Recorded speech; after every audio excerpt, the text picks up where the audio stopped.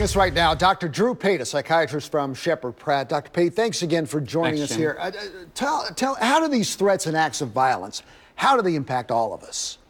I think anytime we hear about threats to a specific group, it undermines the feeling of or sense of safety in the overall community. You know, it can make us more worried about our own safety, whether or not we're targeted by any specific threat or kind of intimidation because of all the social media and other ways of sharing it. We all hear about it immediately. You know, you know better than anybody, the JCC gets calls like this a lot. Right. In the past, but for them to come out today and publicly say, we got a phone call, a threat, I mean, that's saying something, right? Yeah, I think, what we're seeing is this rise in kind of, threats and intimidation to specific groups. There's been, over the last few months, a series of calls to JCCs, to Jewish centers around the country, damage, to cemeteries and synagogues. And so I think they're hoping to bring it out into the public so that we can all understand what's going on. And for our Jewish friends who are watching, they are under attack again, or the threat of attack again. I mean, how do they manage every single day? Well, I think, what's important is that we all rally around others who are being threatened and intimidated, no matter, what our beliefs are, religious or cultural beliefs.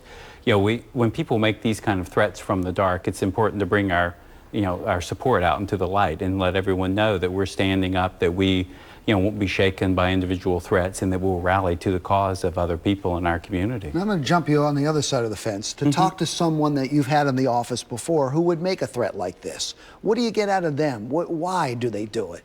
Well, it's unusual for people that we might see to make these kinds of threats, because usually they're not related to a specific, psychiatric illness or medical problem. Many times they're related to a different kind of set of beliefs or to a kind of skewed thinking about the world, which doesn't necessarily rise to a clinical issue. But I think most people who make these kind of threats don't really appreciate, one, the danger that they create in the community if they do it, and two, that their thinking may not be as rational as they imagine it to be. And when it gets into the news, does that feed them? Yeah, I think people who make these kind of threats really enjoy, getting the access and getting the press about it. I think it makes them feel a little bit more powerful. Unfortunately, we do need to report it and we do need to hear about it, because the way that we as a community can support and push these things, push back on these things is to really be open about it. We'll jump you back on the other side of the fence again. Yeah. All groups have been under attack one time or another. Right. But for our Jewish friends, they've seen it time and time again. So how do they continue to tomorrow, Doctor?